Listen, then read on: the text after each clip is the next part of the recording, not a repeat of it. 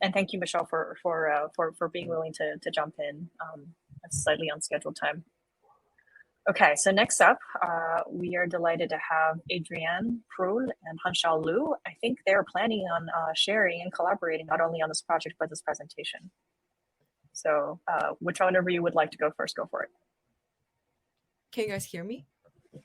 Yes, we hear you just great. Okay, great. Yeah, but can you see me? I think there's something with my camera, which was the Chrome user or something, but I've been testing this, but I guess if you That's can okay. hear me. Why don't you just go ahead? We can hear you quite well. Okay, great. Yeah. So hello. Thank you everybody for the patience with the technical issues, and thank you for interesting listening to our study titled "Untangling Contributions of Distinct Features of Images to Object Processing in Inferotemporal Cortex."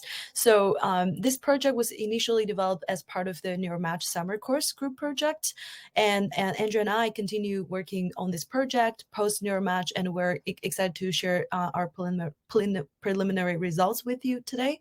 However, we are a little, definitely a little interested by the findings from Nick's group, and we wish that we know your amazing work even before this. So some of this content might elicit some discussion and debate and some of the issues that you have mentioned in your presentation.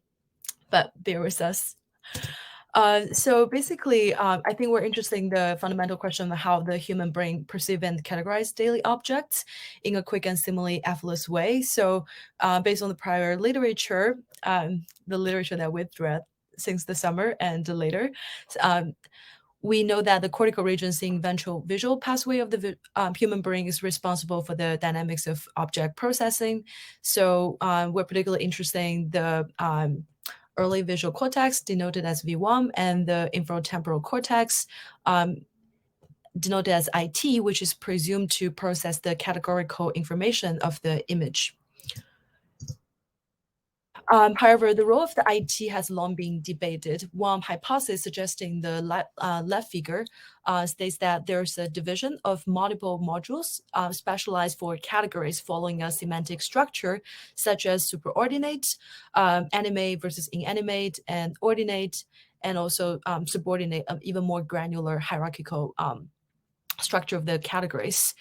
And evidence from the fMRI following this hypothesis, such as the figure in the right, suggests that while there's little differentiation of categories in the early visual cortex, there presents a much stronger representation of categories in the IT region. Images alone to different semantic abstract levels also seem to elicit neural responses that are clustered closer together. However, there are also other evidence suggesting lower to middle level visual features may drive such categorization in IT region. In other words, if you look into the images that are shown or selected by the SITCH paper, 2014 SITCH paper, some of the visual stimuli or visual features are quite similar for each subcategory. There are certain kind of color patterns and also shape that are relatively similar in those categories. So so we're left with basically two questions about how visual system transforms retinal images into seemingly abstract representations. The first question is, do the neural activity patterns in the IT region reflect object category membership, suggesting categorical selectivity in ventral visual pathway? Or do the neural activity pattern IT region are heavily feature dependent, such that apparent category effects can in fact be explained by sensitivity to lower and mid-level visual features? This was the question that basically made us really curious about the whole data set back in the summer, and with the additional literature review, we realized this ongoing debate in the field as well. And one way to differentiate between the categorical and also feature coding hypothesis is to basically ask the question, are there any residual categorical effects? This is proposed by the paper in Bracci, Ricci, and Beek in 2017. And we are interested in testing the effects of categorical selectivity that cannot be accounted for by visual features of stimuli.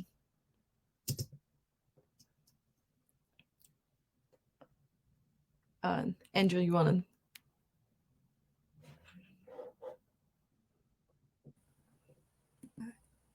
Okay, should be good now. Yeah. Okay, so to address these questions, we used the data from the 2014 CG paper. So this data set contained fMRI responses from 16 participants, while they viewed 92 object images. And the set of images comprised human and non-human faces, bodies, as well as natural and artificial objects. So for the purpose of this study, we were mainly interested in data acquired in the early visual cortex and also the inferotemporal cortex. So the responses, the neural responses were averaged across the regions and also across our participants. Now, in order to compare the brain representations of images to their semantic and featural representation, we used representational dissimilarity matrices for each of these variables of interest. So representational dissimilarity matrices are useful in that they give this common representational space, indicating the distances between the response pattern stimuli to stimuli, in this case, between the pairs of images. So we first computed the fMRI RDMs for EVC and IT. So this is what you see on the right of our slide. So we did that by computing the dissimilarity between the neural responses.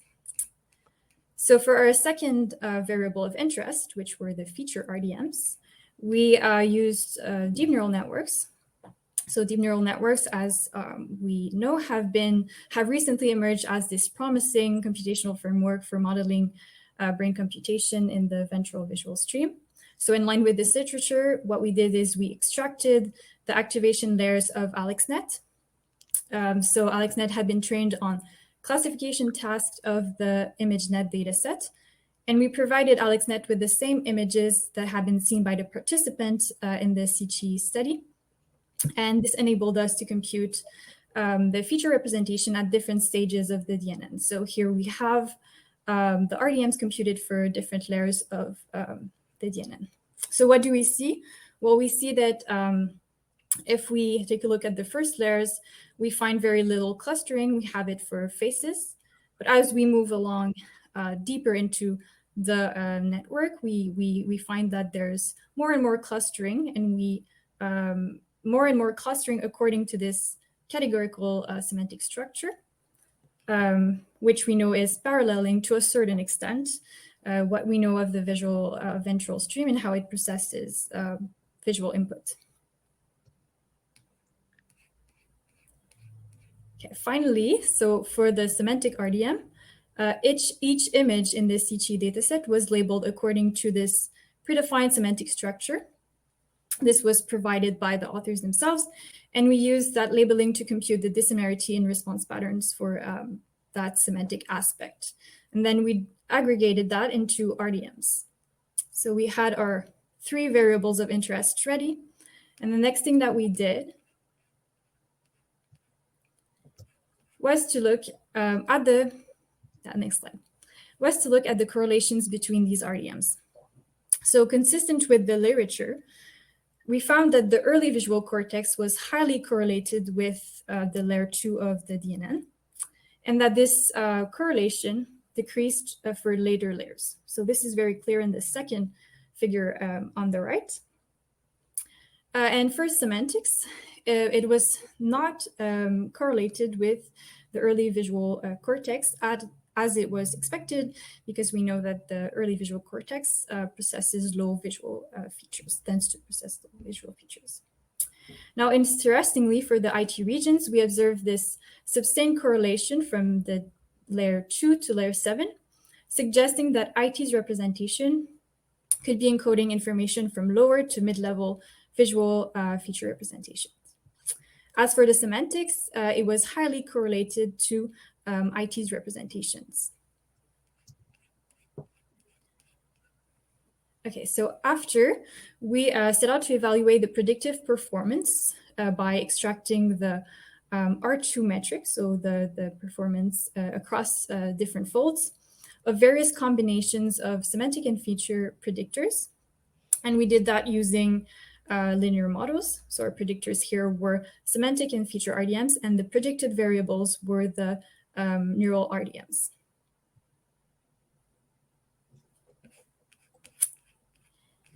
Okay, so on the y-axis here, you have all the combinations of model that we evaluated, both for EVC and the IT regions. And now what did we find? So in early visual cortex, we found that feature models were most predictive of the brain RDMs, while the overall semantics were not that good of predictors. So although we do see that the best the best model was a combination of semantic and feature predictors, we can see that semantics did not seem to add much to that prediction performance. Now for the inferotemporal cortex, so different from early visual cortex, we do notice that the semantic models are better predictors of IT, especially the model that includes the superordinate semantic information, so that is the animacy information. However, featural information remains an important component to the model that explains the most variance.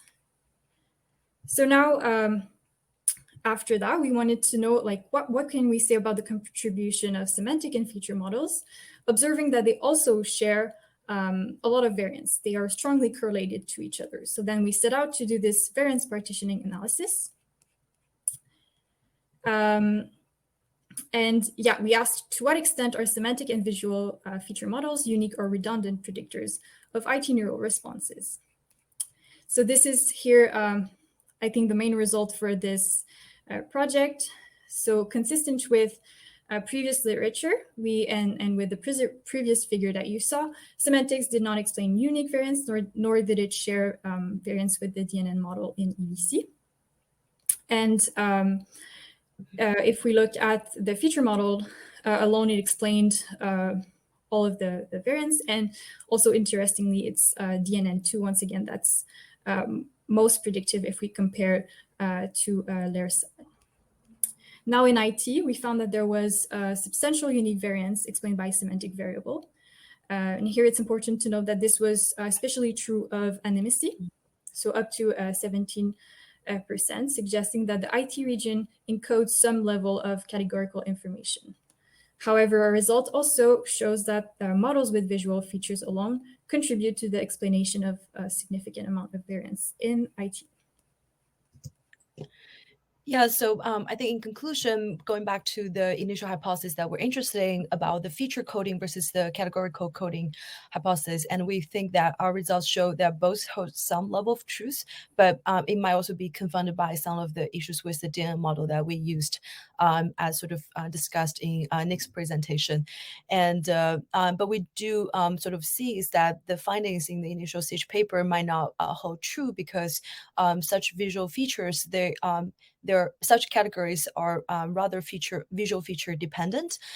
So IT does not really have a clear module for conceptual knowledge of the object categories, even though there are some level of animacy that's shown to be are differentiating the neural representations in IT, but the more granular object categories such as human body or face, they might arise in higher order regions in the brain. So IT might actually play a role in facilitating the transitioning of low-level image features to high-level abstractions.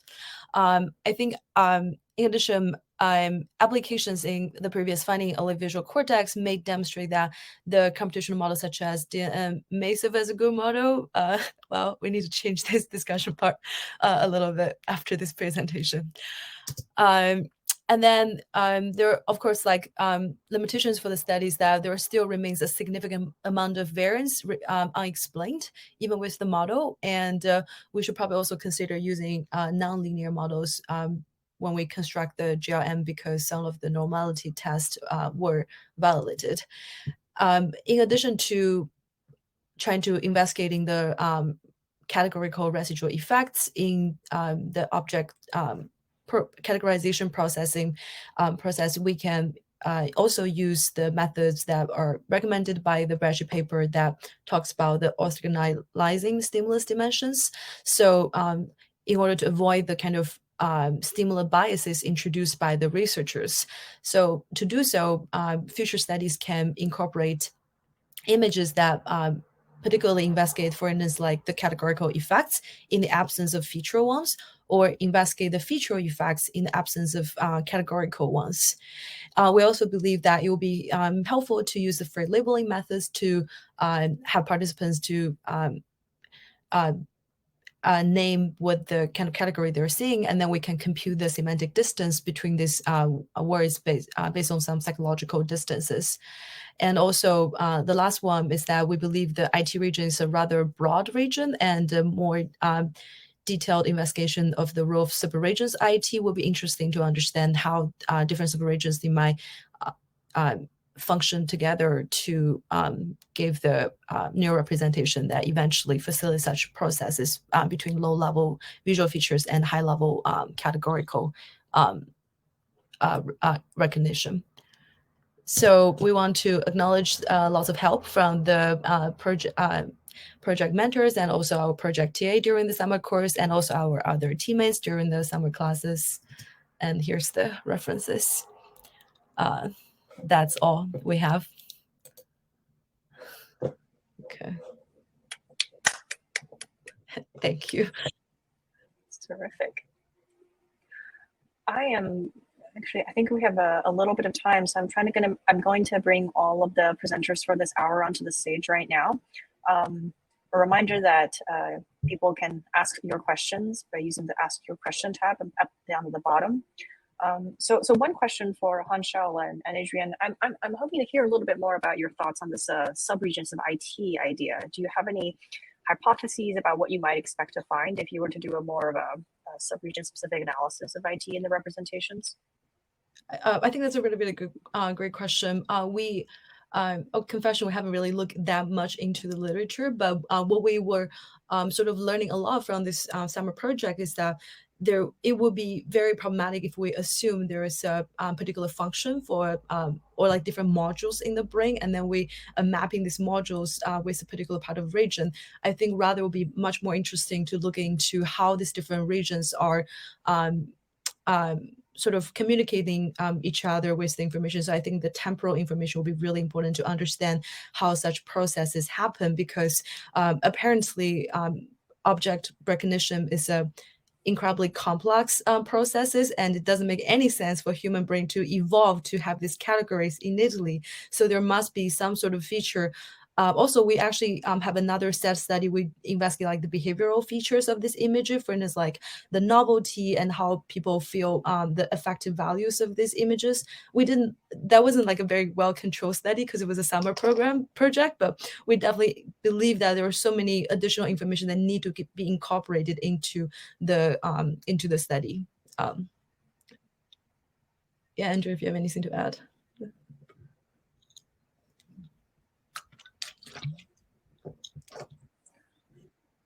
So we have a question from the audience. How would you explain previous results showing the similar visual features, but different semantic contexts activate different regions along the IT? A good example is the face BODS experiment.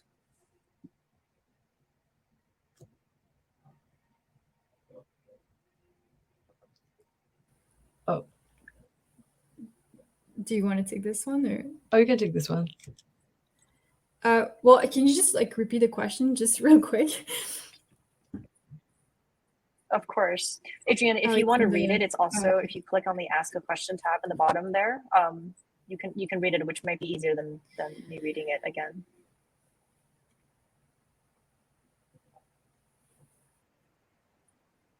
And given this is the topic for the hour, I'm going to open this question to the other folks we have on stage. So Michelle and Nick, if either of you has thoughts, you're welcome to share them as well. Yeah, I think this is a bit outside of my comfort zone to take this question. Hanxiao, do you want to give it a try? Oh yeah, sure.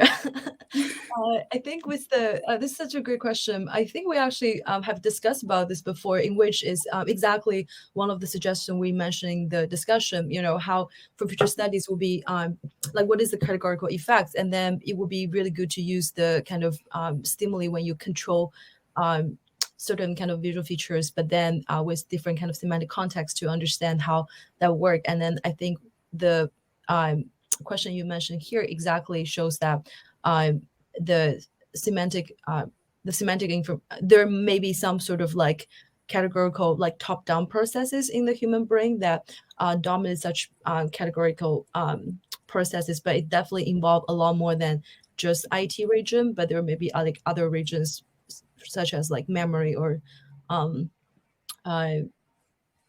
yeah, like those might be involved in such process. I'm not exactly sure. Other information, but we'll look more into it. Thank you.